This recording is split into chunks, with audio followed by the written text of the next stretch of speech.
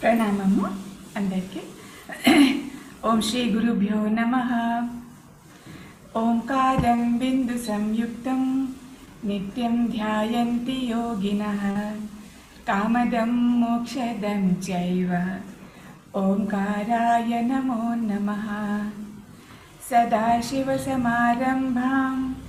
వ్యాసశంకరమధ్యమాం అస్మదాచార్యపర్యంతాం వందే గురుపరంపరాం. శంకరం శంకరాచార్యం కేశవం బాదరాయణం సూత్రభాష్యకృతౌ వందే భగవంతౌ పునః పునః.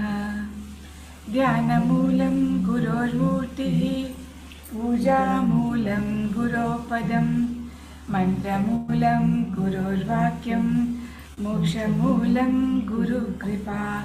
హరి ఓం. ఓం భద్రం కర్ణేభిః శృణుయామ దేవాః భద్రం పక్ష్యేమ అక్షభిర్యజత్రాః స్థిరైరంగైः సుష్ఠువాం సంస్తనూభిः వ్యశేమ దేవహితం యదాయుః.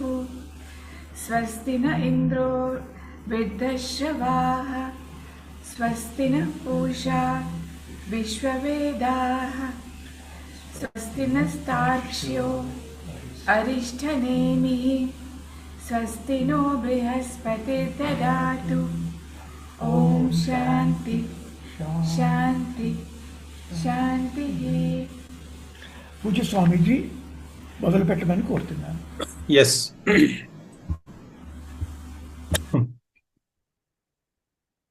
ఓం భద్రం కర్ణేభిః శృణుయామ దేవాః భద్రం పశ్యేమాక్షభిర్యజత్రాః స్థిరైరంగైస్తుష్టువాగం సస్తనూభిః వ్యశేమ దేవహితం యదాయుః. స్వస్తి న ఇంద్రో వృద్ధశ్రవాः స్వస్తి నః పూషా విశ్వవేదాः స్వస్తి నస్తార్క్ష్యో వరిష్టనేమిః స్వస్తి నో బృహస్పతిర్దధాతు. ఓం శాంతి శాంతి శాంతి. హరి ఓం. ఇప్పటిదాకా మనం అంటే కిందటి విడతలో చెప్పుకున్నటువంటి కొన్ని తరగతుల యొక్క సారాంశం ఏమిటి అంటే, అజ్ఞానులు అంటే కర్మయే శ్రేష్టము, కర్మ ఫలితాలే శ్రేష్టము అనుకుంటూ ఉన్నటువంటి వాళ్ళు, ఇలాంటి ఫలితాలన్నీ కూడా ప్లవాహ అదృశ్యమైనటువంటివి, ఎగిరిపోయేటువంటివి అని తెలుసుకోకుండా ఉన్నటువంటి వాళ్ళ గతి ఏమిటి అంటే, ఏదో వాళ్ళు పుణ్యకర్మాన్ని ఆర్జించి కొంతకాలం స్వర్గానికి వెళ్తారు.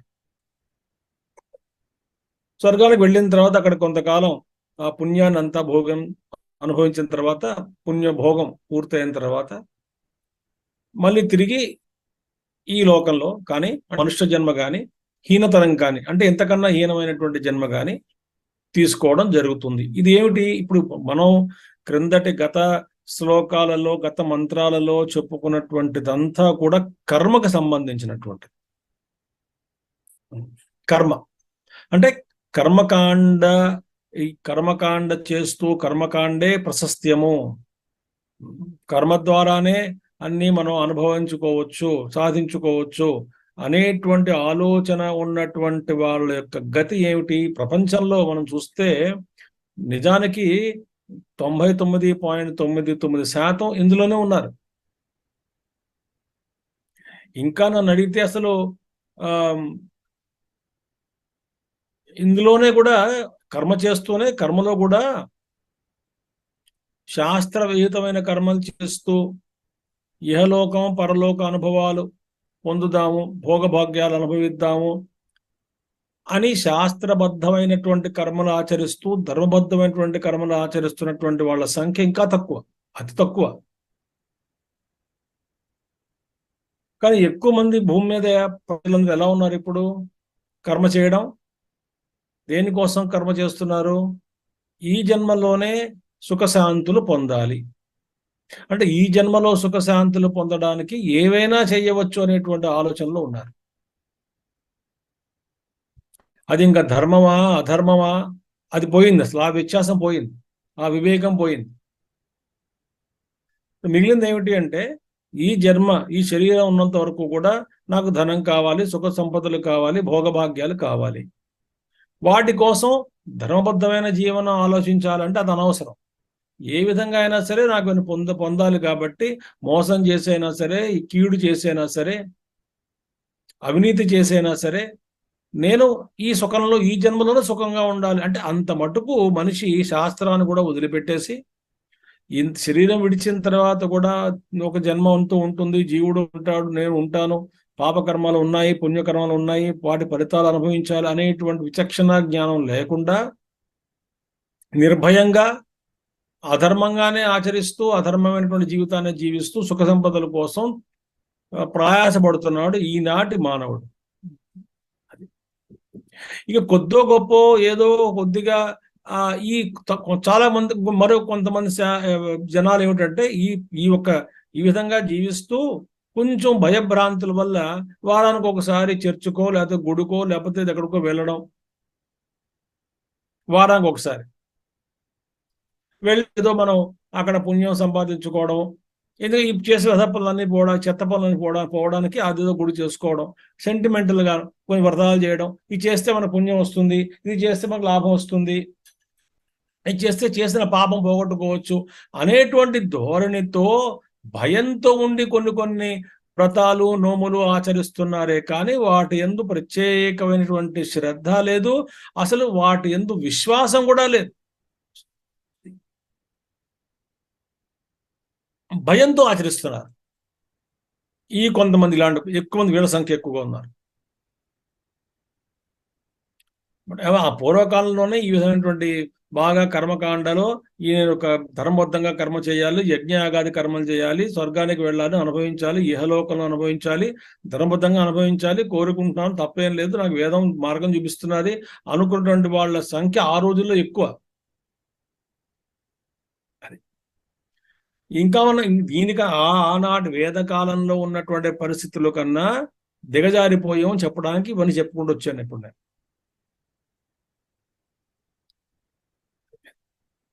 అదేంద్ర ఇప్పుడంటే ఇప్పటిదాకా కర్మ అలాంటి వేదమైనటువంటి కర్మను చేస్తూ ఉండడం వల్ల వాడి యొక్క గతి ఏమిటంటే స్వర్గానికి వెళ్ళి కిందకు వచ్చేస్తాడు చెప్పడం జరిగింది. ఇప్పుడు వచ్చేటువంటి మంత్రంలో 11వ మంత్రంలో ఉపాసకుల గురించి చెప్పడం జరిగింది. ఉపాసకులు చేసేటువంటి వాళ్ళ ఉపాసన వల్ల వచ్చేటువంటి ఫలితం ఏమిటి ఇది ప్రస్తావించడం జరిగింది 11వ మంత్రం. కొంచెం మనకి ఇందులో ఈ 11వ మంత్రంలో ఉపాసన వల్ల సకారాత్మకమైనటువంటి ఫలము, ఉపాసన వల్ల నకారాత్మకమైనటువంటి ఫలితాలు ఏమిటి అని చూపిస్తున్నారు. ఉపాసన వల్ల వచ్చేటువంటి పాజిటివ్ బెనిఫిట్ ఏమిటి, ఉపాసనలు చేసేటువంటి అందులో లోతుపాట్లు ఏమిటి, దోషాలు ఏమిటి, నకారాత్మకమైనటువంటిది ఏమిటి, ఇది చెప్పబోతున్నారు ఈ మంత్రంలో. మన శాస్త్ర ప్రకారంగా ఏంటంటే, జాగ్రత్త వినండి, శాస్త్ర ప్రకారంగా గృహస్థాశ్రమము కర్మ ప్రధానం. గృహస్థాశ్రమం కర్మ ప్రధానం. ఉపాసన అనేటువంటిది వానప్రస్థ ఆశ్రమానికి ప్రధానం. సో వానప్రస్థ ఆశ్రమానికి ఉపాసన ప్రధానమైనటువంటిది వానప్రస్థ ఆశ్రమము, గృహస్థాశ్రమం కర్మ ప్రధానమైనటువంటిది, సన్యాస ఆశ్రమం జ్ఞాన ప్రధానమైనటువంటిది. ఇప్పుడు ఏమిటంటే ఇక్కడ మనకి అర్థం చేసుకోవాలి ఏంటంటే, ఆధ్యాత్మిక దృష్టి ఉన్నటువంటి గృహస్థుడు ఎక్కువగా కర్మ నుంచి క్రమంగా ఈ కర్మ అనేటువంటిది తగ్గుతూ గృహస్థాశ్రమంలోనే ఉంటూ ఉపాసన అనేటువంటి భాగం పెరుగుతూ వస్తుంది జీవితంలో. అంటే కర్మ అనేటువంటి తగ్గుతుంది, ఉపాసన పెరుగుతుంది. పెరగాలి ఎవరికి? ఆధ్యాత్మిక సాధకుడికి. ఈ కర్మ తగ్గించుకుంటూ వస్తాడు, ఉపాసన పెంచుకుంటూ పోతాడు. ఇది ఒక ఇంపార్టెంట్ పాయింట్. ఇది అంటే గృహస్థాశ్రమంలో ఏమిటి, ఎక్కువ కర్మ తక్కువ ఉపాసన. కానీ ఆ గృహస్థుడు ఈ ఆ వానప్రస్థ ఆశ్రమం వైపు ప్రయాణిస్తున్నప్పుడు, అంటే వయసులాగా పెరుగుతున్న కొద్దీ వాడి సంస్కారాల ప్రకారంగా వానప్రస్థం వెళ్ళాలనేటువంటి ఆ దృక్పథంలో, ఆ ధోరణిలో ఉంటాడు కాబట్టి క్రమక్రమంగా కర్మ తగ్గుతూ ఉంటుంది, ఉపాసనం వైపు మొగ్గుతూ ఉంటాడు. ఇది ఇంపార్టెంట్. వానప్రస్థం వెళ్తున్నా కర్మ తగ్గుతూ వస్తుంది. ఇది ఇంపార్టెంట్, ఇక్కడ అర్థం చేసుకోవాలి. పూర్తిగా వానప్రస్థంలోకి వెళ్ళినటువంటి వాడు ఏం చేస్తాడు, ఉపాసనే చేస్తాడు. Important point. ఉపాసన లేకుండా కర్మ ఉంటుంది, కానీ కర్మ లేకుండా ఉపాసన ఉండదు. మళ్ళీ చెప్తున్నాను, ఉపాసన అనేటువంటిది లేకుండా కర్మ ఉంటుంది, కానీ కర్మ లేకుండా ఉపాసన ఉండదు. ఎందుకని? ఉపాసన అంటే ఏమిటి? మానసం కర్మ అంటుంది శాస్త్రం.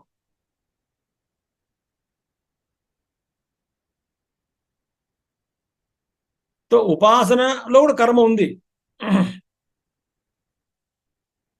కానీ వాడి దృక్పథం, వాడి ధోరణి వేరు, వాడి ఆలోచన వేరు, వాడి లక్ష్యం వేరు.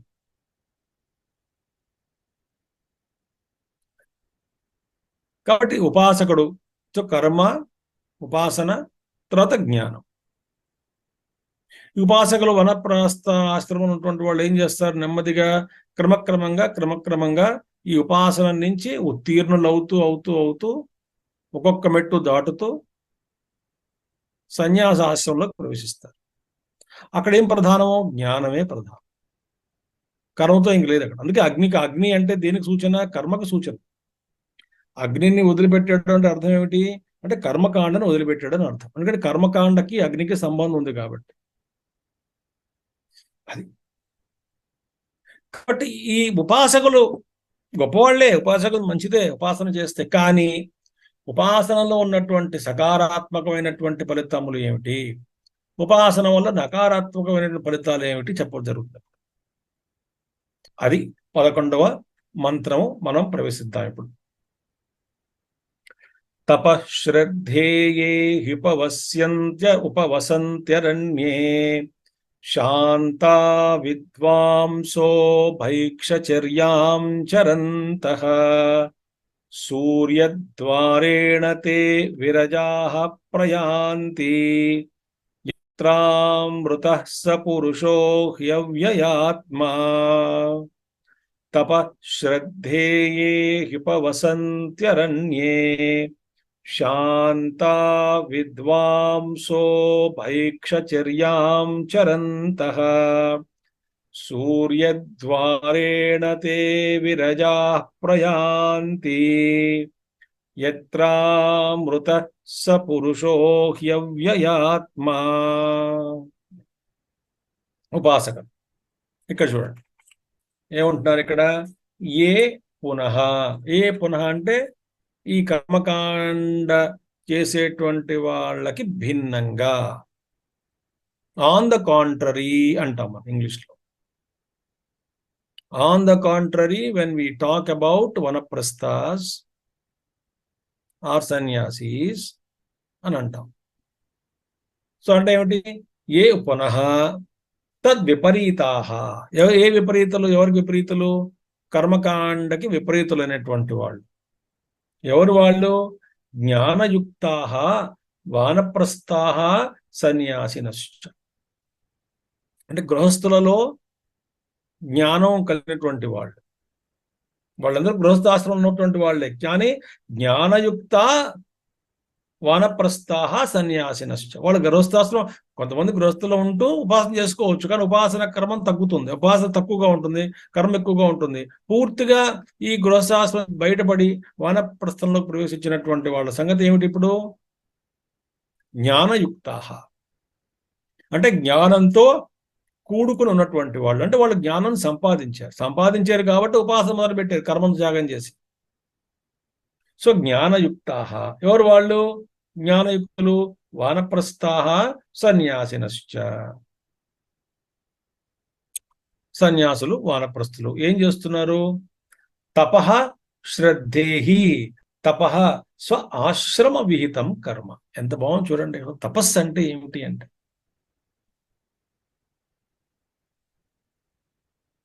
ఇది గుర్తుంచుకోండి ఈ ఒక నిర్వచనం. తపస్సు అంటే ఏమిటి? స్వ ఆశ్రమ విహితం కర్మ. అంటే మనం జాగ్రత్తగా వినండి, ఏ ఆశ్రమంలో ఉన్నామో ఆ ఆశ్రమానికి సంబంధించినటువంటిది, ఆ ఆశ్రమంలో విధించబడినటువంటి కర్మలు యథావిధిగా చెయ్యడమే తపస్సు.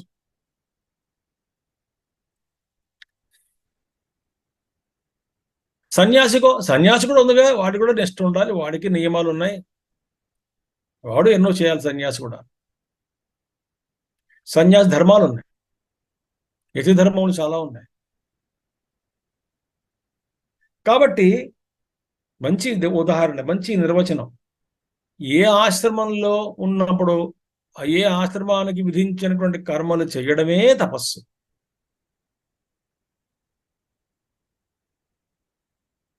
బ్రహ్మచర్యాశ్రమం తపస్సు వేరు, గృహస్థాశ్రమంలో తపస్సు వేరు, వానప్రస్థంలో తపస్సు వేరు. సన్యాసాశ్రమానికి విధించినటువంటి కొన్ని శాస్త్ర విహితమైనటువంటి ఏవైతే ఉన్నాయో అవి చేయడం అది తపస్సు. స్వ ఆశ్రమ విహితం కర్మ. శ్రద్ధ హిరణ్యగర్భాది విషయా విద్యా. అంటే ఈ శ్రద్ధ అంటే ఏమిటి? దేని యందు? జాగ్రత్త వినండి. హిరణ్యగర్భాదుల యొక్క ఉపాసన శ్రద్ధ. హిరణ్య గర్భం ఉన్నాడు, హిరణ్యలోకం ఉన్నది, బ్రహ్మలోకం ఉన్నది, వాడు శ్రద్ధ ఉన్నటువంటి వాడు. ఆ హిరణ్య గర్భకి సంబంధించినటువంటి విద్య అంటే ఉపాసన, అది శ్రద్ధ ఉంది. హిరణ్య గర్భుడు ఉన్నాడు, బ్రహ్మలోకం ఉన్నది, పై లోకాలు ఉన్నాయి, స్వర్గానికన్నా పైన ఉన్నటువంటి లోకాలు కొన్ని ఉన్నాయి. ఆ లోకంలో కూడా గతి ఉంటుంది, అక్కడ జీవులు వెళ్ళవచ్చు. అక్కడ బ్రహ్మలోకం కూడా ఉంది, ఆ పైన అన్నిటికన్నా పైన బ్రహ్మలోకం కూడా వెళ్ళవచ్చు. ఈ బ్రహ్మలోకం అనేటువంటిది ఉపాసనతో కూడుకుని ఉన్నటువంటిది. అంటే ఉపాసన ద్వారా విద్య అంటే ఉపాసన ద్వారా సాధించ యోగ్యమైనటువంటిది అది బ్రహ్మలోకము అని దానిని శ్రద్ధ ఉన్నటువంటి వాడు. శ్రద్ధ హిరణ్య గర్భాది విషయ విద్య, అలాంటి వాటి యందు విద్య అంటే ఉపాసన. తే తపశ్రద్ధే, ఈ రెండు కూడాను ఉపవసంతి సేవంతే అరణ్యే వర్తమానాః. అరణ్యంలో ఉంటూ, అరణ్యే వర్తమానాః, సన్యాసులు వనప్రస్థులు అరణ్యంలో ఉంటూ, అరణ్యే వర్తమానాః ఉపవసంతి అంటే సేవంతే అంటే ఎవరైతే ఆచరిస్తారో, అది ఆచరిస్తూ ఉంటారో. సేవంతి ఉపవసంతి సేవంతే అరణ్యే వర్తమానాః సంతః, అరణ్యంలో ఉంటూ, సంత అంటే ఉంటూ, అరణ్యాల్లో ఉంటూ ఎవరైతే ఈ ఉపాసనను చేస్తారో, ఆచరిస్తూ ఉంటారో. ఈ ఉపాసన హిరణ్య గర్భ సంబంధమైనటువంటి విద్యని ఆచరిస్తారు, విద్య అంటే ఉపాసన చేస్తారు. సేవంతే సంతః. ఇంకా వాళ్ళది ఏమిటి? వాళ్ళ లక్షణాలు చూడండి. శాంతః, శాంతం. శాంతం అంటే ఏంటి? ఉపరత కరణగ్రామాః. చూడండి,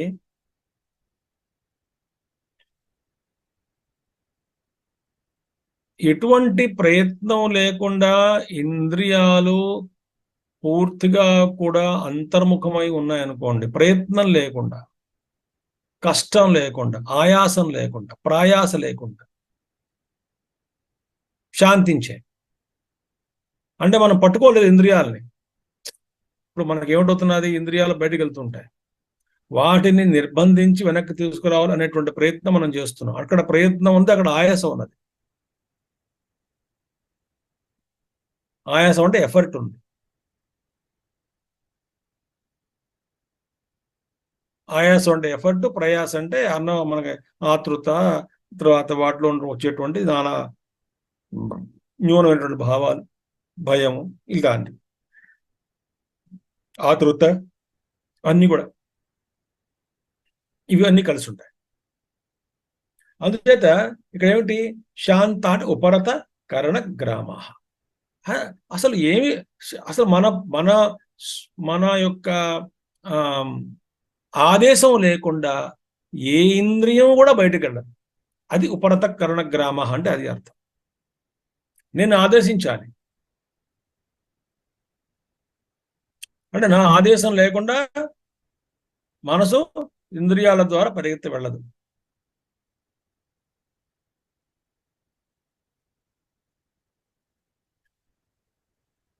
ఇప్పుడు మన పరిస్థితి ఏమిటి? మనసు స్వతంత్రమే, ఇంద్రియాలు స్వతంత్రమే. ఇంద్రియాల యథేచ్ఛగా తిరుగుతున్నాయి, మనసు యథేచ్ఛగా తిరుగుతున్నది. ఎవడి లోకం వాడిదే అన్నట్టు. కానీ ఇవన్నీ కూడా ఉపకరణం అంటే అంతర్ముఖం చేసుకొని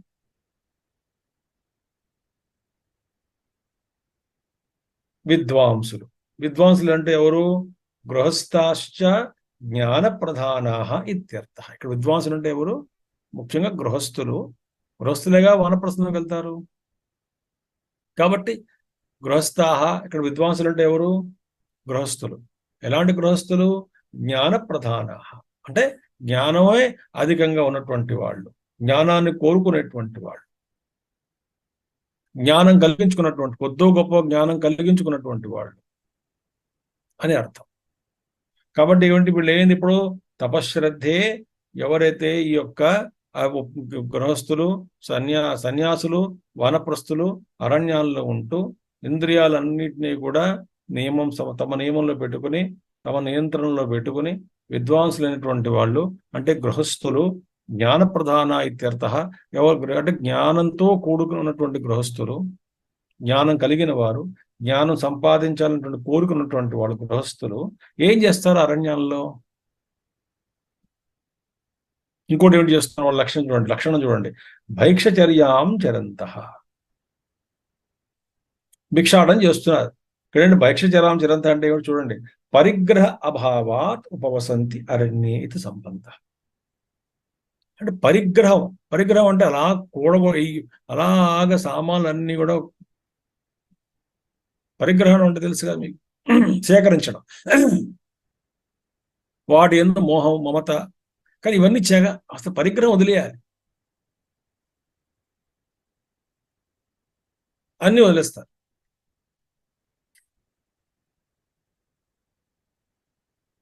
మన దౌర్భాగ్యం ఏమిటి? ఆ ముత్తాతల నాటి చెంబులు, మొంతలు, వాటి మీద మనకు ప్రేమ ఎక్కువ. అవి మా ముత్తాతలు ఇచ్చారండి, మా అత్తగారు ఇచ్చారండి, దాన్ని వదులుకోలేము. నానా గందరగోళంగా చెత్తగా తయారవుతుంది, ఆటకం పెడతాం దాని మీద. అన్ని పరిగ్రహమే. పరిగ్రహం అసలు ఎప్పుడు వైరాగ్యం కలుగుతుంది? కాబట్టి ఇక్కడ పరిగ్రహ అభావాత్, ఏ పరిగ్రహం లేదు, ధనము లేదు, సామగ్రి లేదు. ఏదో వాడుకు కావాల్సిన సామగ్రి ఉంటుంది కానీ పరిగ్రహం ఏం లేదు అందులో. పరిగ్రహ అభావాత్. అలాంటి వాళ్ళే స్వేచ్ఛగా అరణ్యం తిరగలరు. ఏమీ అక్కర్లేనటువంటి వాడు, ఏదో కొంచెం తక్కువగా వస్తువులతో, ఏదో వస్త్రం ఉంటే చాలు, ఒక జత, ఏదో చిన్నది, ఒక చాలా లిమిటెడ్ వస్తువులతోటి అలాంటి వాడు ఉండగలరు. అరణ్యే వసంతి ఇది సంబంధ అంటే నివసంతి అని చెప్పుకోవాలి. ఇది సంబంధ. ఓకే, జీవించేవారని పై వాక్యాలతోటి సంబంధం పెట్టుకోవాలి. వాళ్ళు ఏం చేస్తారు? అక్కడ తపస్సు చేసుకుంటారు. చేస్తూ ఏమవుతుంది వాళ్ళకి? సూర్యద్వారం చూడండి, చాలా మిస్టరీ అండి. ఇది మిస్టరీ. అది విజ్ఞానాన్ని కూడా అందటం లేదు ఇంకా. చాలా కాలం క్రితం, మనకి ఉపనిషత్తులో ఉన్నటువంటి ఏదో కాకుండా చాలా కాలం క్రితం ఒక ఊర్లోనే, తెలుగులోనే, కొన్ని ఏళ్ల సంవత్సరం, ఒక ఫిజిక్స్ ప్రొఫెసర్ గారి ఇంట్లో ఉంటూ ఏదో ఆ ఊర్లో, ఏదో ఊరు చెప్పని కావాలని చెప్పడం లేదు, ఆ ఊర్లో యజ్ఞం చేశారు, ఉపన్యాసాలు. ఆయన మంచి ఆధ్యాత్మికవేత్త, ఫిజిక్స్ లో ప్రొఫెసర్ గారు, చాలా ఇంట్రెస్ట్ వచ్చింది ఆయనకి. ఆయన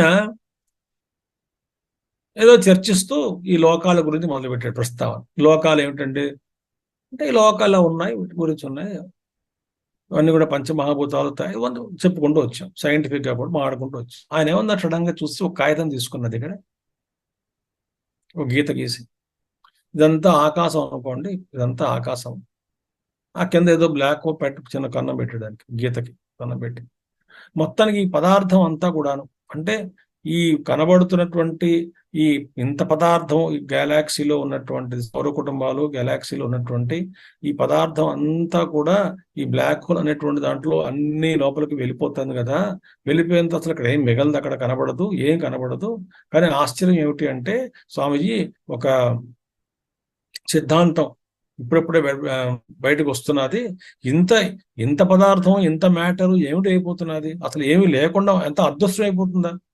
ఒక పెద్ద గెలాక్సీ ఉంది, అంత అదృశ్యం అయిపోతుందా అంటే అది మేము ఆ తర్వాత ఏమన్నాడు ఆయన, ఇక్కడ ఇదంతా అదృశ్యం అయిన తర్వాత అనుకోకుండా వాళ్ళు ఏమంటున్నారంటే ఇదంతా వెళ్ళి లోపల ఇంకొక స్పేస్ డైమెన్షన్ లోకి వెళ్ళి అక్కడ మళ్ళీ విస్తీర్ణం చెందుతుంది అని చెప్పి ఒక సిద్ధాంతం పట్టుకొచ్చాడు. ఇలా సిద్ధాంతాలు వస్తున్నాయి స్వామీజీ. అంటే ఏమిటి, సూర్యుడు ద్వారా మనం ఎప్పుడైతే ఈ సూక్ష్మ శరీరంలో అందులోంచి వెళ్తామో ఆ లోకమే వేరు.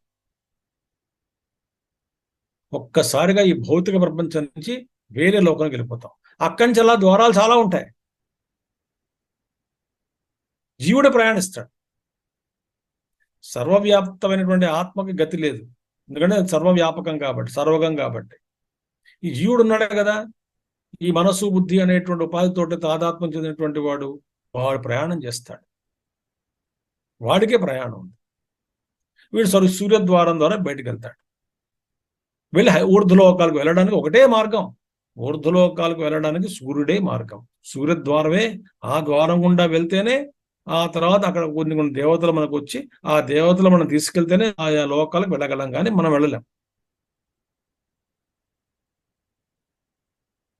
సూర్యద్వారేన అంటే సూర్య ఉపలక్షితేన ఉత్తరాయణేన పథ, అది ఉత్తరాయణ మార్గం. అక్కడ ఉత్తరాయణ మార్గంలో కొన్ని ద్వారాలు తెరుచుకుంటాయి.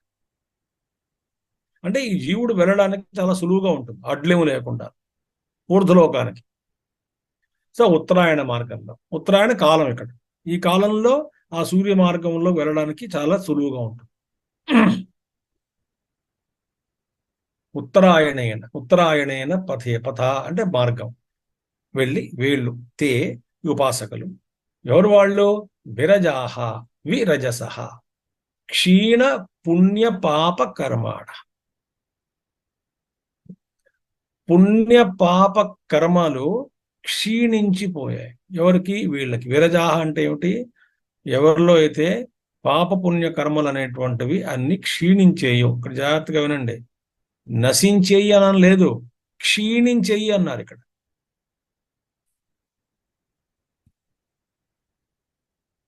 పాపకర్మలు నశించేయి అని చెప్పడం లేదు ఇక్కడ ఆయన, క్షీణించేయి అంటే అర్థం ఏమిటి? క్షీణించిన పాపపుణ్యాలు అంటే పూర్తిగా తొలగబడలేదు, ఇంకా ఉంది, లేశం ఉంది. కానీ చాలా పుణ్యం సంపాదించుకున్నాడు కాబట్టి ఊర్ధ్వలోకాలు వెళ్ళడానికి వాడికి అర్హతను సంపాదించుకున్నాడు. అందుకనే జై విజయులు కూడా కిందకి రావడానికి కారణం ఏమిటి? అవన్నీ సాలోక్యములు కాబట్టి, అవన్నీ లోకాలు కాబట్టి. లోకము అనేసరికి గుణాలు 3 ఉంటాయి. అది సత్వగుణ ప్రధానమైన లోకాలు. అంటే ఏమిటి? రజస్సు తమస్సు చాలా తక్కువ, కనబడినట్టుగా ఉన్నాయని అర్థం అక్కడ ఆ లోకంలో. ఉన్నాయిగా కొద్దిగానను, ఆ రజోగుణము తమో గుణం ఉంది కదా. ఆ గుణం వల్లనే వాళ్ళు ఈ సనక సనందాదులు వస్తే ద్వారం అడ్డేడు, రావడానికి వీళ్ళే, లోపల వెళ్ళడానికి బిజీగా ఉన్నారు మేమే, అప్పుడు వాళ్ళని చెప్పించడం జరిగింది. అక్కడ రజస్సు గుణం తపస్సు ఉంటుంది. అక్కడ ఈ లోకం అనేసరికి ఈ రజోగుణము తమో గుణము కొంచెం ఎక్కువ సత్వమే, ప్రధానంగా సత్వమే. కానీ అది మైక్రోస్కోప్ పెట్టి చూస్తే అక్కడ రజస్సు కనబడుతుంది, తమస్సు కనబడుతుంది. క్యాట్రాక్ట్ ప్రారంభంలో మామూలు చూస్తే తెలియదు, ఆ అద్దం పెట్టుకుని షార్ప్ పై చూస్తే కొద్ది లైట్ డాట్ కనబడుతుంది. మీకు క్యాట్రాక్ట్ మొదలైందండి అంటారు డాక్టర్ గారు. అందుకే ఈ క్షీణ పుణ్యం అంటే రూప రజస్సు ఉన్నది, తమస్సు ఉంది. ఇంకా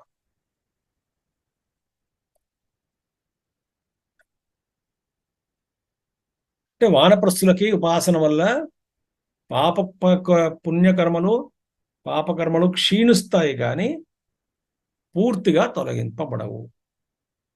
పూర్తిగా తొలగింపబడాలి అంటే ఆత్మజ్ఞానమే శరణ్యం. ఇక్కడ జ్ఞానం అంటే అనుభవము. ఇప్పుడు మైసూర్ పాక్ గురించి జ్ఞానం వేరు, మైసూర్ పాకు తింటే ఉన్నటువంటి జ్ఞానం వేరు. మొదటిదేమో మైసూర్ పాకు గురించిన జ్ఞానం, రెండవది మైసూర్ పాకు జ్ఞానం. ఈ రెండింటికి తేడా ఉంది కదా, ఉంది. మైసూర్ పాక్ గురించి తెలుసుకున్నటువంటి వాడు మైసూర్ పాక్ జ్ఞానం వాడికి ఉండకపోవచ్చు. దాని గురించి ఉంది, పదార్థాలు ఏమిటి, ఎలా చేయాలి, ఎంతకాలం ఉంటుంది, ఎలా ముక్కలు కొయ్యాలి, కిలో ఎంత, ఎక్కడ దొరుకుతుంది, ఎవరు బాగా చేస్తారు.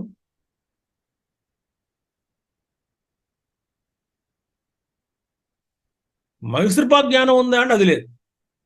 సో ఆత్మ యొక్క జ్ఞానం ఉపనిషత్తుల ద్వారా, శ్రవణం ద్వారా మనం సంపాదిస్తున్నాం, కానీ ఆత్మజ్ఞానం ఇంకా కలగలేదు.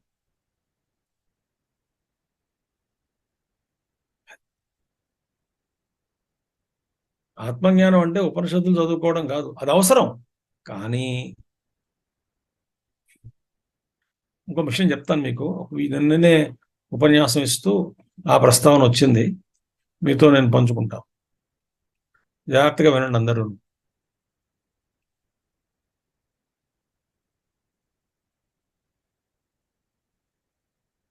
ఒక 3 నిమిషాలు తీసుకుంటాం, 4 నిమిషాలు చెప్పడానికి. బుద్ధి, మనసు రెండు ఉన్నాయి కదా. ఈ జ్ఞానం అంతా బుద్ధిలో వేస్తున్నాం మనం. రామాయణము, భారతము, భాగవతము, సత్సంగాలు, ఉపనిషత్తులు, భగవద్గీత, పురాణాలు అందుబడిస్తున్నాం, బుద్ధిలో పడిస్తున్నాం జ్ఞానం. మనసు వేరు, బుద్ధి వేరు. సంశయాత్మకమైనటువంటిది మనసు, నిశ్చయాత్మకమైనటువంటిది బుద్ధి. ఈ రెండు ఉన్నాయి. అన్ని వృత్తులే, వృత్తులతో తయారు చేయబడినటువంటివే మనసు, బుద్ధి, చిత్తం, అహంకారం కూడాను. కానీ ఇక్కడ జాగ్రత్తగా మళ్ళీ కొంచెం శ్రద్ధగా వినండి. మనం జ్ఞానం పెంచుకుంటూ పోతున్నాం. మనసు ఏముంటుంది తెలుసా? నా దగ్గరికి రానంత వరకు నువ్వు బుద్ధితో ఏం చేసుకుంటావో చేసుకో, నాకు సంబంధం లేదు. కానీ నన్ను మటుకు ప్రతిఘటించాలనుకున్నావా, అప్పుడు నా విశ్వరూపం చూపిస్తానంటుంది మనసు. కాబట్టి ఈ సేకరించినటువంటి జ్ఞానంతో పూర్తిగా ట్రాన్స్ఫర్మేషన్, మార్పు వచ్చేస్తుందా అంటే రాదు. మరి మార్పు ఎక్కడ కలగాలి? మనసులో కలగాలి. మనం దేన్ని బలపరుస్తూ వస్తున్నాం? బుద్ధిలో జ్ఞానం ఇస్తున్నాం. అంటే ఈ బుద్ధిలో ఉన్నటువంటి జ్ఞానం వల్ల, ఆ జ్ఞాన సహాయంతో ఆ మనసు అనేటువంటి దాని మీద మనం పని చెయ్యాలి. అదో తపస్సు, అదో ప్రాజెక్ట్. అది మనసులో ఈ మల విక్షేపాలు తొలగించాలి, మనసుని అంతఃకరణం చేసుకోవాలి, శోధనం చేసుకోవాలి అనేటువంటిది ఒక పెద్ద తపస్సు ప్రక్రియ. దానికే జన్మ పడుతున్నది. మనసు ఏముంటుంది? నువ్వు ఇది ఏమైనా చేసుకో. మనసును ఎప్పుడైతే మనం ఆదేశించామో, మనసు ఎప్పుడైతే మనం ఏదో చేయాలని చెప్తామో, ఉపదేశిస్తామో, అదే ఆదేశిస్తామో, అడుగుతామో, అప్పుడు మనసు తన విషయ రూపాన్ని చూపిస్తుంది, చెయ్యనంటుంది, మాట వినదు. జ్ఞానం ఉంది, ఆయన మనసు ఏముంటుంది? నీ జ్ఞానం నీ దగ్గర పెట్టుకో, నేను ఎలా చేయాలనుకుంటున్నా అలాగే చేస్తాను, నేను ఏం చేయాలనుకున్నా అది చేస్తాను, నా అలవాట్లు నేను పోగొట్టుకోను. కాబట్టి జ్ఞానం ఉంది, కానీ అలవాట్లు అలాగే ఉన్నాయి.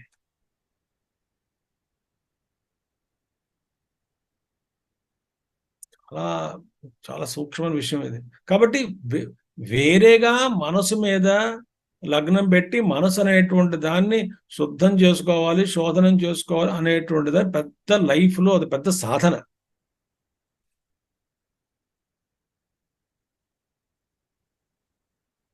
ఉపాసన చేసాం, మనసును కొంత నియంత్రించుకున్నాం, కానీ పాపపుణ్యాలు పూర్తిగా పోలేదు. ఎందుకంటే మనసు ఉందిగా, అక్కడ జీవుడు ఉన్నాడు కదా.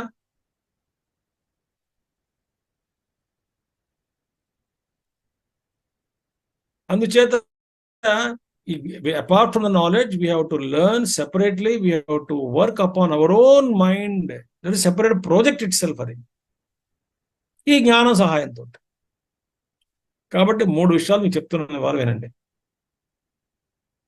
ఎలా మరి మార్పు తీసుకోవాలి మనసులో అంటే, ఫస్ట్ది టేమ్ ద మైండ్, TAME. దాన్ని బుజ్జగించడం, ముందు వశపరుచుకోవాలి. టేమ్ ద మైండ్, బుజ్జగించడం, లాలించో, ఆ ముందు దాన్ని మన వశం చేసుకోవాలి. కొత్త కుక్క పిల్ల కొనుక్కున్నాం, అది మాట విందు, దాన్ని ముందు వశం చేసుకోవాలి. లేకపోతే అది ఎక్కడ పడితే తిరుగుతుంటుంది, ఎక్కడ పడితే మూత్ర విసర్జన చేస్తుంది, మన విసర్జన చేస్తుంది ఇంట్లో, దానికి ఏం తెలియదు. అలాంటి దాన్ని మళ్ళీ బుజ్జగించి మెల్లగా టేమ్ ద మైండ్. ఇది మన వశం పరుచుకున్న తర్వాత, మన మనసు మన వశం తెచ్చుకున్న తర్వాత, మన వశంలోకి తెచ్చుకున్న తర్వాత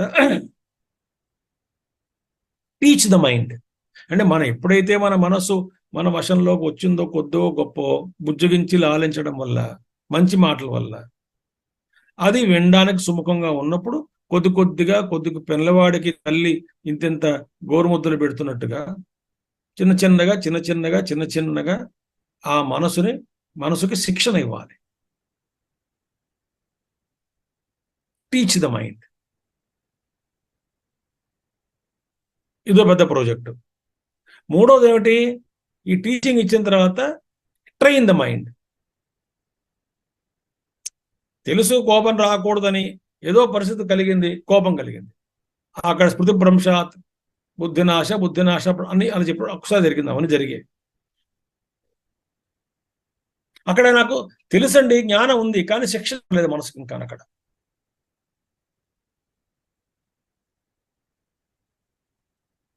దానికోసం ఏం చేయాలంటే చాలా జాగరూకత.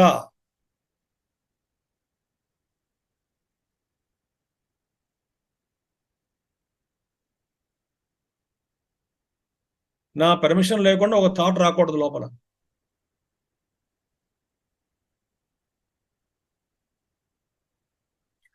ఏమో అలా చూస్తూ ఉండాలి.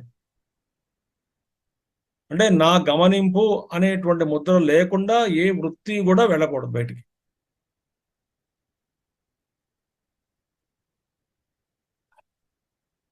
కాబట్టి ఇక్కడ ఎన్ని చేసినా సరే ఆయన ఏమన్నారు?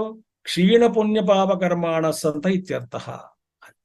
వాళ్ళ ద్వారం ఏమిటి? సూర్యద్వారమే. ఎందుకు చెప్పేది? లోకాలన్నీ ఇక్కడే ఉన్నాయి. ఈ ఆకాశం అంటే భౌతిక ఆకాశము. ఇందులోనే కొన్ని పొరలు ఉన్నాయి. ఒక పొరలో ఒక లోకం, ఆ పదార్థాలు వేరు. అంటే ఈ పంచమహాభూతాలే, కానీ ఆ పదార్థాలు ఏర్పడినటువంటి ఫార్ములా వేరు, ఇక్కడున్న ఫార్ములా వేరు, అక్కడ ఆ లోకాల ఫార్ములా వేరు. అది వెళ్ళిపోతాయి, ఆ లోకాలకు వెళ్తారు. ప్రయాంతి అంటే ప్రకర్షేణ యాంతి, అంటే సమర్థవంతంగా, ఎటువంటి ఇబ్బంది లేకుండా ప్రకర్షేణ యాంతి. ఎక్కడికి వెళ్తారు?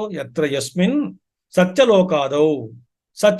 ఆదౌ అంటే స్వర్గానికి మీద ఉన్నటువంటి లోకాలు. భూభువస్వః మహః జనః తపః సత్యం. 4 లోకాలు ఉన్నాయి. ప్లెయిన్ ఆఫ్ బిలియన్స్ అంట మహర్లోకం, జలలోకం, తపోలోకం, సత్యలోకం. తపోలోకంలో తపస్సు చేసుకుంటుంటారు అక్కడ వాళ్ళు.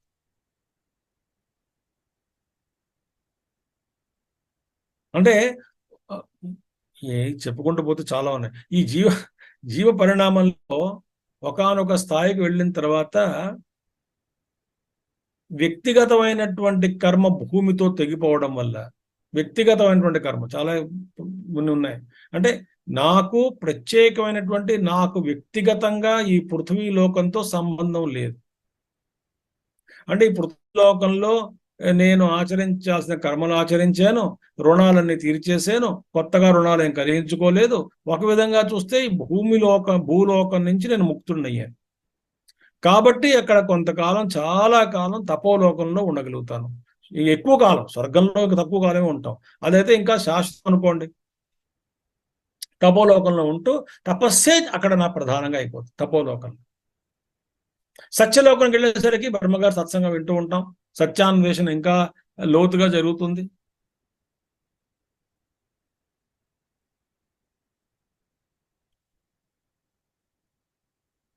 అక్కడికి వెళ్తాడు. అదేంటి ఆ సత్యలోకము?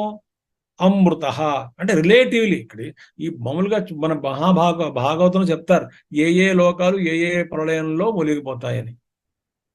ఈ కింద 3 లోకాలు భూభువస్సుహ పోతాయి. పై 4 లోకాలు కొన్ని ప్రళయాల వరకు ఉంటాయి. మామూలుగా వచ్చే కొన్ని ప్రళయాల్లో కింద 3 లోకాలే పోతాయి. ఆ పై 4 లోకాలు ఉంటాయి. ఇంకా కొన్ని పెద్ద పెద్ద ప్రళయాలు వస్తే అప్పుడు ఈ లోకాలు కూడా పోతాయి. ఇంకా పెద్ద ప్రళయం వస్తే బ్రహ్మగారు వెళ్ళిపోతారు. బ్రహ్మ ప్రళయం అంటారు. కాబట్టి ఇక్కడ అమృత అంటే సాపేక్షకమైనటువంటి అమృతత్వం, నిరపేక్షకమైనటువంటిది కాదు. స పురుష ప్రథమజో హిరణ్య గర్భో. అమృతం అంటే ఆ పురుషుడు. ఏ పురుషుడు? హిరణ్య గర్భుడు. హిరణ్య గర్భుడు ప్రథమజ, మొదటిగా జన్మించినటువంటి వాడు. ప్రథమజుడైనటువంటి గర్భుడు. వాడినే అవ్యయాత్మ, అవ్యయ స్వభావ, యావత్ సంసార స్థాయి. ఈ సంసారం ఉన్నంత వరకు వాడు అవ్యయుడు. కాబట్టి సాపేక్షికం. అందుకే నీకు చెప్తా తర్వాత. ఏతదంతాస్తు సంసారగతయ అపర విద్యా గమ్యా. ఈ సంసారం ఉన్నంత వరకు కూడా ఆయన ఉంటాడు. కల్పం ఉన్నంత వరకు ఆయన ఉంటాడు. కల్పాదో విసృజామి పునః పునః అంటాడు కృష్ణుడు. కల్పక్షయే, ఆ కల్పం అయిపోయిన తర్వాత అన్ని నాలో లీనమైపోతాయి. కల్పాదో మళ్ళీ బ్రహ్మదేవుడు సృష్టిస్తాడు తనలోంతా కూడా. ఇంతవరకే సంసార స్థాయి అంతే. ఈ అపర విద్యచే సాధింపబడేటువంటి ఈ సంసార గతులన్నీ కూడా ఇంతవరకే, ఇంత మాత్రమే. అంటే అంతవరకు వెళ్ళగలం మనం. అపర విద్య ద్వారా అంటే ఉపాసన ద్వారా కానీ, కర్మకాండ ద్వారా కానీ, కర్మకాండ కేవల కర్మం అనేటువంటి స్వర్గలోకం వరకును, ఉపాసన అనేటువంటిది ఉపాసన బలాన్ని బట్టి మహః జనః తపః సత్యలోకాలు, ఈ 4 లోకాలు. ఈ 4 లోకాలు ఈ కింద 3 లోకాలతో పోల్చుకొని చూస్తే ఎక్కువ కాలం ఉంటాయి. కాబట్టి అమృతము అన్నారు. అవి సాపేక్షకమైనటువంటి అమృతత్వమే కానీ నిరపేక్షమైనటువంటి అమృతత్వం కాదు. అంటే రిలేటివ్ రియాలిటీ కానీ అబ్సల్యూట్ రియాలిటీ కాదు. అబ్సల్యూట్లీ పర్మనెంట్ కాదు అది. రిలేటివ్ అంటే ఎంతవరకు అంటే ఆ బ్రహ్మదేవుడు ఎంతవరకు ఉంటాడో, హిరణ్య గర్భుడు ఎంతవరకు ఉన్నాడో అంతవరకు ఈ లోకాలన్నీ ఉంటాయి.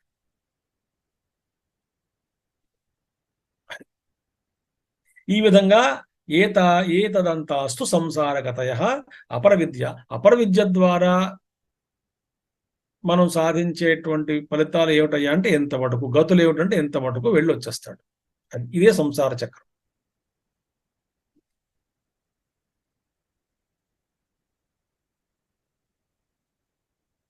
ఇక్కడ అంటే బ్రహ్మలోకానికి వెళ్తాడు.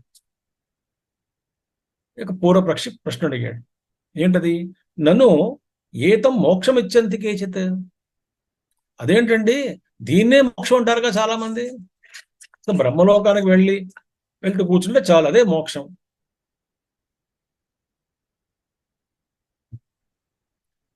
బ్రహ్మలోకానికి వెళ్ళినా కూడా అక్కడ బ్రహ్మగారి ఆదేశం వరకు, ఆదేశానుసారం మనం జీవించాల్సిందే. అక్కడ కొన్ని నియమాలు ఉంటాయి, అక్కడ కొన్ని నిర్బంధాలు ఉంటాయి, అక్కడ కొన్ని నియమాలు ఉంటాయి. మరి బ్రహ్మలోకంలోకి వెళ్ళి కథలు చాలా ఉన్నాయి. బ్రహ్మలోకంలో కూడా లేశం మాత్రం తమస్సు రజస్సు కనీ కనబడినట్టుగా ఉంటాయి. అవి ఎప్పుడైతే బయటపడ్డాయో కింద పడ్డారు. మరి ఈ వసువులు అలాగే వచ్చిన వాళ్ళే కదా, అష్టవసువులు. ఎంతో మంది ఆ బ్రహ్మలోకంలో చిన్న కామం కలిగింది ఒకడికి, కింద పడ్డాడు. క్రోధం వచ్చింది, కింద పడ్డాడు. లోభం వచ్చింది, కింద పడ్డాడు. అలాంటి గుణాలు రావడానికి అవకాశం ఉంది. ఎందుకని? లేశమాత్రమైనటువంటి అక్కడ తమోగుణము రజోగుణం ఉంటాయి కాబట్టి. సాధారణంగా రావు బయటికి, ఈ సత్వం బాగా ప్రభావం వల్ల. అయినప్పటికీ రావడానికి అవకాశాలు ఉంటాయి.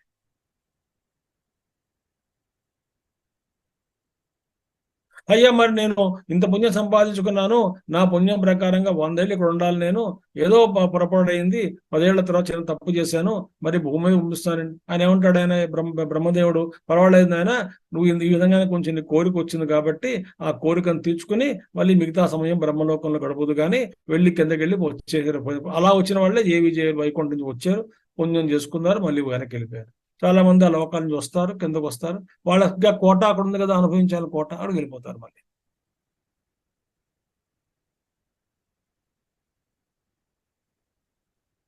తిరిగి తిరిగి తిరిగి తిరిగి ఎప్పుడో ఎవరో ఏ జన్మలోనో పూర్తి వైరాగ్యం కలుగుతుంది.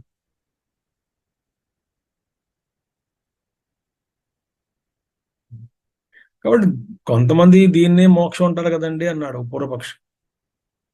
ఉహు. ఇది మోక్షం కాదు. ఇక్కడ అక్కడ మంత్రంలో అమృతము అనే పదం వాడారు. అమృతం అనే పదం వచ్చింది కదా ఇక్కడ. అమృతం అంటే ఇమ్మోర్టాలిటీ. సరే, ఎత్ర అమృతాహ అమృత స పురుషో హవ్యయాత్మ, అవ్యయుడైనటువంటి అమృతుడ స్వరూపుడైనటువంటి వాడు ఎవడైతే ఉంటాడో అక్కడికి వెళ్తాడు అన్న కదా. మరి అదే మోక్షం కదా అంటే కాదు. ఇది సాపేక్షకము, నిరపేక్షకం కాదు. దీన్ని చెప్పడానికి 3 కారణాలు చెప్తున్నారు శంకరాచార్య భాష్యంలో. Is giving us 3 reasons why that Brahmaloka is only relative and not absolute. ఈ 3 కారణాలు చెప్తున్నారు. ఏమిటది? అవ్యయుడు అన్నటువంటిది శుద్ధ బ్రహ్మ కాదు నాయనా, అది సాపేక్షకమైనటువంటి బ్రహ్మ, శుద్ధ బ్రహ్మ కాదు. ఎలాగా, ఎందుకు? 3 కారణాలు చెప్తున్నారు. మొదటిది చూద్దాం. నా అంటే కాదు, ఇలా కాదు. ఎలా కాదు? ఇది ముక్తి స్థానం కాదు, ఇది మోక్షం కాదు. దేనికోసమని? ఇహైవ సర్వే ప్రవిలీయంతి కామాహ. మనం చదువుతా మంత్రం ముందు వస్తుంది ముండకోపనిషత్తులోనే. ఇహ ఏవ సర్వే ప్రవిలీయంతి కామ, సర్వే కామాహ ఇహ ఏవ ప్రవిలీయంతే. ఇక్కడ ఆ మోక్షం పొందినటువంటి వాడి యొక్క సూచన ఏమిటి? వాడిలో ఉన్నటువంటి మిగిలినటువంటి ఏవైనా కోరికలు ఉంటే అవన్నీ కూడా ఇక్కడే సమసిపోతాయి.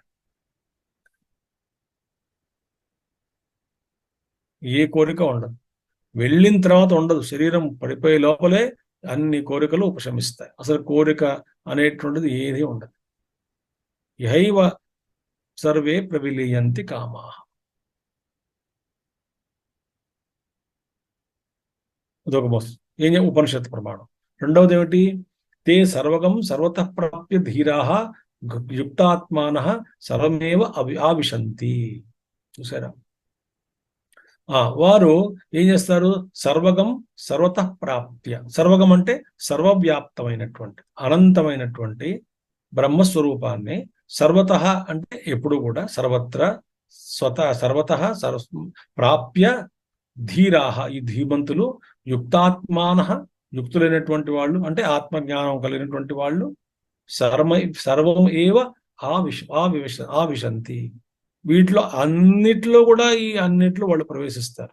ఆ శుద్ధ చైతన్యం అనేటువంటిది ఎప్పుడైతే ఈ గోడలను తొలగిపోతాయో, ఉపాధులని విలీనమైపోతాయో, అహంకారం కూడా విలీనమైపోతుంది, శుద్ధ చైతన్యం మిగులుతుంది. ఆ శుద్ధ చైతన్యం ఏమవుతుంది? ఈ సమష్టితోటి ఏకత్వం పొందుతుంది.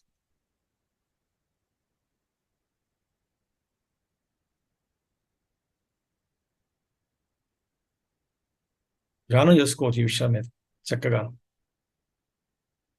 ఏమి ఉండదు ఇంకా. అది సర్వమేవ ఆవిశంతి అంటే ఆత్మజ్ఞానాన్ని పొంది, సర్వాన్ని పొందుతూ, సర్వవ్యాప్తమైనటువంటి తత్వాన్ని అనుభవిస్తూ వీళ్ళు కూడా సర్వంతో విలీనమైపోతారు. అన్నిట్లో ప్రవేశిస్తారు. అన్నిట్లో నేనుగా ఉంటారు. అన్నిటికీ అధిష్టానమై ఉంటారు. ఇది అనుభవము, థియరీ కాదు, అనుభవం. ఇత్యాది శృతిభ్య. రెండవది ఏమిటి? అప్రకరణాచ. మరో కారణం ఏమిటి? అపర విద్యా ప్రకరణే ప్రవృత్తే నహి అకస్మాత్ మోక్ష ప్రసంగో అస్తి. ఇప్పుడు మనం ఏ విషయం చర్చించుకుంటున్నాం? ఇప్పుడు మనం చర్చనీయాంశమైనటువంటి అంశం ఏమిటి? అపర విద్య. అపర విద్య అంటే ఏమిటి? కర్మకాండతోటి, లోకాలతోటి, కర్మ ఫలాలతోటి కూడుకుని ఉన్నటువంటి ఇది అపర విద్య. అపర విద్యను ప్రస్తావిస్తూ అకస్మాత్తుగా మోక్ష విద్య ఎక్కడి నుంచి వచ్చింది? అసలు ఈ ప్రకరణమే కాదు, ఆ సబ్జెక్టే కాదు ఇప్పుడు డిస్కస్ చేసేది. ఇప్పుడు మనం చర్చిస్తున్నటువంటి విషయం ఏమిటి? అపర విద్య. అపర విద్య విషయం మనం చర్చిస్తూ సడన్ గా మోక్షం ఎక్కడి నుంచి వస్తుంది ప్రస్తావనలోకి? రాదు కాబట్టి. రెండో కారణం. మొదటిది ఏం చెప్పారు? అది అమృతత్వం కాదు. ఏది? బ్రహ్మలోకానికి వెళ్ళడం. ఎందుకని? ఉపనిషత్తు ఏముంటుంది? మోక్షం అంటే కోరికలన్నీ పోతాయి, ఇక్కడే మొత్తం సర్వాంతర్యామిగా ఉన్నటువంటి సర్వవ్యాప్తమైనటువంటి తత్వం ఏదైతే ఉన్నదో ఆ తత్వంతో ఏకత్వాన్ని పొంది అందులో ప్రవేశిస్తాడు, సర్వంలోనూ ప్రవేశిస్తాడు, సర్వంలోనూ తానుగా ఉంటాడు. అందుకే చూడండి, ఆ అనుభవాన్ని పొందినటువంటి మహానుభావులు ఏమంటారు చూడండి, నువ్వు తింటే నేను తిన్నట్టే. వాళ్ళు అవధూతలు చెప్పేటువంటిది అనుభవాలు ఏంటి? మన కృష్ణుడు ఒక్క మెతుకు తిని విశ్వాత్మ అయినటువంటి నేను ఆ తృప్తి చెందుగాక అంటే, మరి ఈ దుర్వాసముని ఆయనతో వచ్చిన కొన్ని వేల మంది ఋషులు మునులు అందరికీ కూడా అరణ్యవాసంలో వాళ్ళు ద్రౌపదిని పరీక్షించడానికి వెళ్ళినప్పుడు కృష్ణుడు వచ్చి కాపాడటం లేదా? ఏం తిన్నాడు ఆయన? ఒక మెతుకు తిన్నాడు అక్షయ పాత్రలో చూసి. అది కూడా లేదు, ఆయన సృష్టించాడు ఒక మెతుకుని అక్కడ. విశ్వభుగ్ అంటాం. ఆ విశ్వాత్మ తృప్తి చెందితే అందరూ తృప్తి చెందినట్టే. ఆ స్థితి వస్తుంది, ఆ అనుభవం వస్తుంది. అందుకే I am in the universe and universe is in me అని ధ్యానం చేయమన్నాడు ఒక మహానుభావుడు.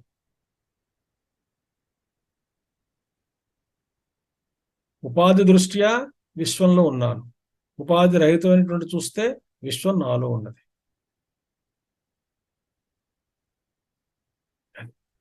అందుచేత అపర విద్యా ప్రకరణే ప్రవృత్తే నహి అకస్మాత్ మోక్ష ప్రసంగ అస్తి. సో విరజత్వంతో ఆపేక్షికం. అది ఇక్కడ విరజత్వం అంటే ఏమిటి? ఆపేక్షికం అంటే పాపపుణ్యాలు తొలగిపోవడం అనేటువంటి శబ్దం కూడా సాపేక్షికం అంటే ఏమిటి? రిలేటివ్లీ కానీ అబ్సల్యూట్ కాదు. పూర్తిగా తొలగిపోలేదు, క్షీణించబడ్డాయి. చాలా కొద్దిగా ఉంది రజోసు తమస్సు, కొద్దిగా. అది కాబట్టి సమస్తం అపర విద్యా కార్యం సాధ్య సాధన లక్షణం క్రియాకారక ఫలభేద భిన్నం ద్వైతం ఏతావదేవ యది హిరణ్య గర్భ ప్రాప్తి అవసానం. అది సమస్తం అపర విద్యా కార్యం. ఈ సమస్తమైనటువంటి ఈ లోకాలు అన్ని ఏంటి? అపర విద్యా కార్యములు. అంటే అపర విద్య ద్వారా అపర విద్య కారణమైంది. యజ్ఞయాగాది కర్మలు కానీ ఉపాసన కానీ కారణమైంది. దేనికి? కార్యానికి. కార్యం ఏమిటి? లోకప్రాప్తి. లోకప్రాప్తి ఎందులో ఉన్నాయి? హిరణ్య గర్భం వరకు ఉంది. ఈ లోకాలు 14 లోకాలు కూడా, ఊర్ధ్వలోకాలు 7, అధోలోకాలు 7. ఈ ఊర్ధ్వలోకాల గురించి మనం ప్రస్తావిస్తున్నాం కాబట్టి పుణ్యం ద్వారా ఊర్ధ్వలోకాలకు వెళ్తున్నాడు. ఈ హిరణ్య గర్భం అంతవరకు ఉంది ఇక్కడ. కాబట్టి ఇక్కడ ఏమిటి? సమస్తం అపర విద్యా కార్యం. దీని స్వరూపం ఏమిటి? సాధ్య సాధన లక్షణం. ఏదో సాధ్యం ఉన్నది, లక్ష్యం ఉన్నది, సాధన ఉంది, మీన్స్ అండ్ గోల్. ఇది సాధ్యము, ఈ లోకానికి వెళ్ళాలి. సాధన ఏమిటి? యజ్ఞయాగాది కర్మలు, ఉపాసన ఇచ్చారు. కానీ స్వరూపం ఏమిటి? సాధ్య సాధన లక్షణం. ఇక్కడ చేసేవాడు ఎవడు? క్రియా కారక ఫలభేద భిన్నం.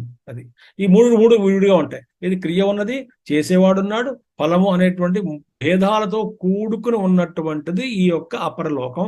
అపర విద్యతో మనం సంపాదించినటువంటిది ఏదైనప్పటికీ కూడా ఈ మూడిటితో కూడుకుని ఉన్నటువంటిది, ద్వైతంతో కూడుకుని ఉన్నటువంటిది. ఏమిటి? అక్కడ చేసేవాడున్నాడు, చేస్తున్న కర్మ ఉన్నది, దాని ద్వారా సాధించేటువంటి ఫలం ఉన్నది. 3 విడగొట్టాం. నేను వేరు, చేస్తున్నాను, కర్మ అనేటువంటిది మాధ్యమము, లక్ష్యమేమో ఆ ఫలం ప్రాప్తి, లోక ప్రాప్తి. ఇలా 3 విడగొట్టుకున్నాం. ఈ 3 ఉంటాయి ఈ లోకంలో.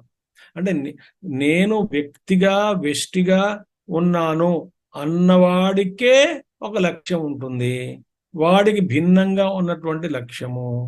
ఆ లక్ష్యాన్ని పొందడానికి ఏదో సాధన కావాలి. కాబట్టి 3 ఏర్పడ్డాయి అక్కడ. వీటి స్వరూపం అది. ఇది దేని యొక్క స్వరూపము? అవిద్య యొక్క స్వరూపము, అపర విద్య యొక్క రూపం. క్రియాకారక ఫలభేద భిన్నం ద్వైతం ఏతావదేవ యద్ హిరణ్య గర్భ ప్రాప్తి అవసానం. అంతే. ఇంతతోటి అవసానం అంటే ఆఖరి ముగిసేటువంటిది. ఏది ముగిసేది? ఈ ప్రయాణము, ఈ చేసేటువంటి ద్వైతం అంతా కూడా హిరణ్య గర్భ ప్రాప్తితోటి ముగిసిపోతుంది.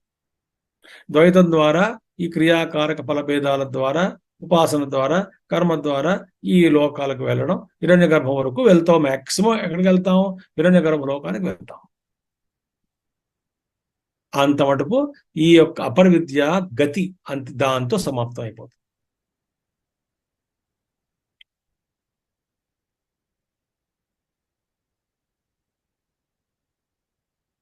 తథాచ మనునా ఉక్తం స్థావరాద్యాం సంసారగతిం అనుక్రామత.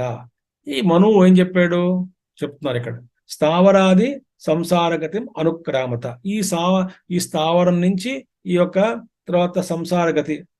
స్థావరాద్యాం సంసార అంటే స్థావరము అంటే ఈ చిన్న చిన్న క్రిమికీటకాదులు, వృక్ష జాతి, అక్కడి నుంచి ఆ హిరణ్య గర్భ లోకం వరకు ఈ వీటి గురించి అంతా వర్ణిస్తూ, ఈ మెట్లు, ఆ పురోగతి గమనము, వాటి గురించి ప్రస్తావిస్తూ చర్చిస్తూ, అనుక్రామత అంటే వీటన్నిటిని కూడా మెన్షనింగ్ దెమ్ చెప్తూ ఆయన ఏమన్నారు? మను ఏమన్నాడు? బ్రహ్మ విశ్వసృజ ధర్మో మహాన్ అవ్యక్తమేవచ ఉత్తమాం సాత్వికీం ఏతాం గతిం ఆహుర్ మనీషణః. ఇది ఇంకోటి ఏమిటి ఇక్కడ? ముందు బ్రహ్మ అంటే హిరణ్య గర్భుడు, పైన చాలా పైన ఉంటారు హిరణ్య గర్భుడు, బ్రహ్మలోకం. సృజో అంటే విశ్వాన్ని సృష్టించేటువంటి వాళ్ళు అంటే ప్రజాపతులు. బ్రహ్మ తర్వాత ప్రజాపతులను సృష్టించి తద్వారా ఈ సృష్టి జరిగింది. ఈ ప్రజాపతులు వాళ్ళు ప్రజాపతులు. ధర్మము అంటే ధర్మస్వరూపుడు, యముడు అనుకోవచ్చు లేదా ధర్మం అనుకోవచ్చు. ధర్మస్వరూపుడు, ధర్మము, మహత్తత్వము, అవ్యక్తము, అన్నిటికీ మించినటువంటిది అవ్యక్తము అంటే మూల ప్రకృతి, అవ్యక్తమే వచ్చ. ఇవన్నీ ఇంకా అవ్యక్తమే అక్కడ ఇంకా పైన ఇవన్నీ కూడా ఉత్తమాం సాత్వికీం ఏతాం గతి. ఇవన్నీ కూడా సత్వగుణం ద్వారా పొందబడేటువంటి లోకాలు. ఆ దేవతల లోకాలు సత్వగుణం ప్రధానంగా ఉండడం వల్ల పొందేటువంటి లోకాలు. ఇది ఈ పై లోకాలన్నీ కూడా సత్వం బాగా ఉంటే ఆ లోకాలకు వెళ్తాం.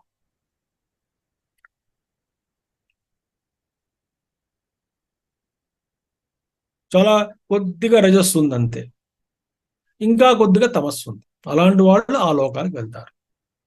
ఇది వాళ్ళ గతి. అంటే సత్వగుణం ద్వారా సంపాదించేటువంటి లోకములు. అంటే సత్వగుణం ద్వారానే ఈ బ్రహ్మ, ప్రజాపతి లోకాలు, ధర్మము, మహత్తు, అవ్యక్తము ఇవన్నీ కూడా పొందవచ్చు. ఆ గతి వేరు. ఆ ఊర్ధ్వలోకాలు సత్వగుణం ద్వారా పొందాలి.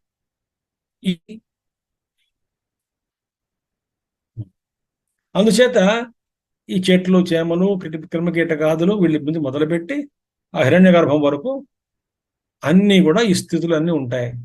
ఇందులో ఊర్ధ్వలోకాలు కేవలం సత్వగుణం ద్వారానే, ఎక్కువగా సత్వగుణం ఉంటే వెళ్తాం.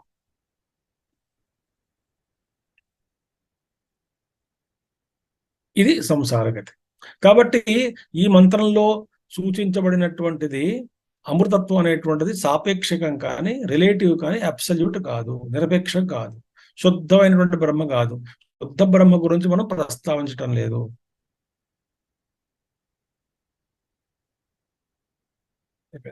ఈ లోకాల్లో కూడా లేశవంత రజోగుణము, తమోగుణం ఉంటాయి, కానీ ప్రధానంగా సత్వము. ఈ మూడు గుణాలు పూర్తిగా పోతేనే అప్పుడు ఆత్మజ్ఞానం కలుగుతుంది. అప్పుడే పాప పుణ్య క్షీణించి ఉన్నాయి కాబట్టి పాప పుణ్య కర్మలన్నీ కూడా క్షీణిస్తాయి, పూర్తిగా నశించలేదు. ఈ పాప పుణ్యాలు పూర్తిగా నశించాలి అంటే ఏం చేయాలి? ఆత్మజ్ఞానాన్ని పొందాలి. కాబట్టి ఒకడున్నాడు, ఇంకా ఇవన్నీ చదువుకున్నాడు, అమ్మా చూసాడు. చూసిన తర్వాత ఏమవుతుంది? ఓ ఇది దీని క్షేత్రం ఇది, దీని ఫలితం ఇది, దీని క్షేత్రం ఇది, దీని ఫలితం ఇది, దీని క్షేత్రం ఇది, దీని ఫలితం ఇది అని క్షుణ్ణంగా చదువుకున్నాడు. చదువుకున్న తర్వాత ఏమవుతుంది అది రేపు మనం చూద్దాం. ఇవాళకి ఈ మంత్రం మనం పూర్తి చేసుకున్నాం. 11వ మంత్రం. ఓం పూర్ణమద పూర్ణమిదం పూర్ణాత్ పూర్ణముదచ్యతే పూర్ణస్య పూర్ణమాదాయ పూర్ణమేవావశిష్యతే. ఓం శాంతి శాంతి శాంతి. హరి ఓం శ్రీ గురుభ్యో నమః. హరి ఓం సద్గురునాథ్ మహారాజ్ की जय. సమస్త గురు పరంపర की जय.